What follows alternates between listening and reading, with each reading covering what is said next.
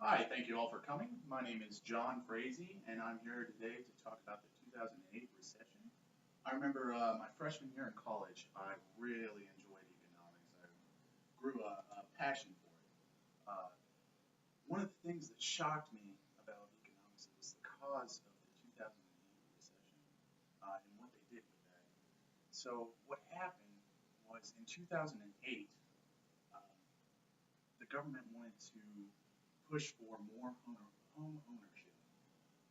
This was done by forcing Freddie Mac and Fannie Mae, which are two governmental agencies that buy up loans, to start taking more risky investments. This caused a lot of problems because banks started to lend to people that shouldn't have loans, that can't afford their loans, and messed everything up. What happened was banks would take those loans and they would sell them to Freddie Mac and Fannie Mae. After that, Freddie Mac and Fannie Mae would take those loans, bundle them all together, put them into mortgage-backed securities.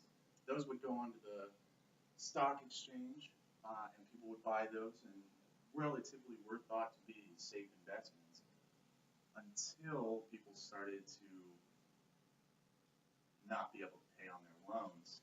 This caused these mortgages to start to fall and fail, and everybody started to back out of their loans and start going into bankruptcy. And this caused the stocks to drop because the mortgages weren't good anymore. So there was nothing to back these securities.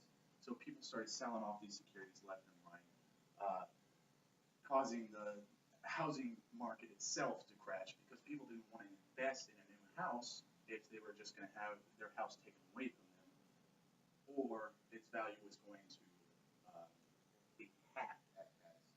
Um, so what people started doing was just taking back their money, holding on to it, and just not spending it on the economy. They would, pay their rent, buy their food, all of that stuff. But this is a big problem because there's no growth if nobody's spending.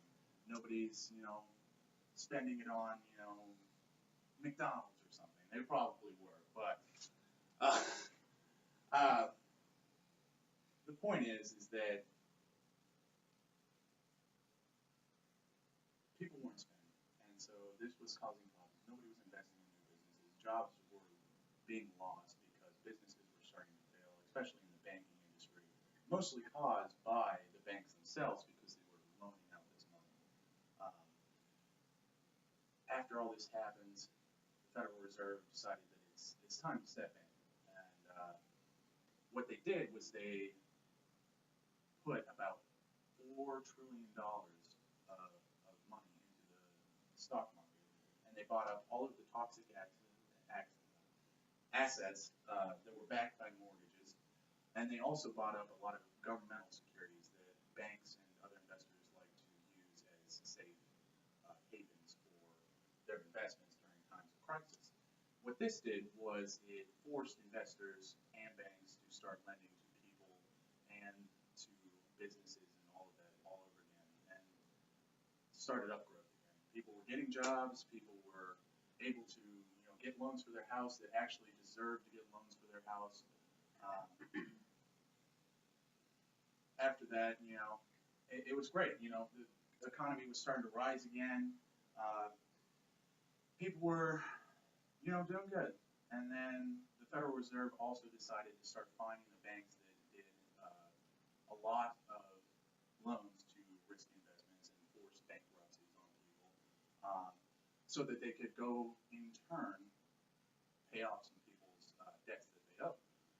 It was actually a fantastic program. It is still in place today. It's loan relief through the Federal Reserve, and the mortgage-backed securities that they bought are still actually in effect right now, and they won't see that money that they put back in until years from now.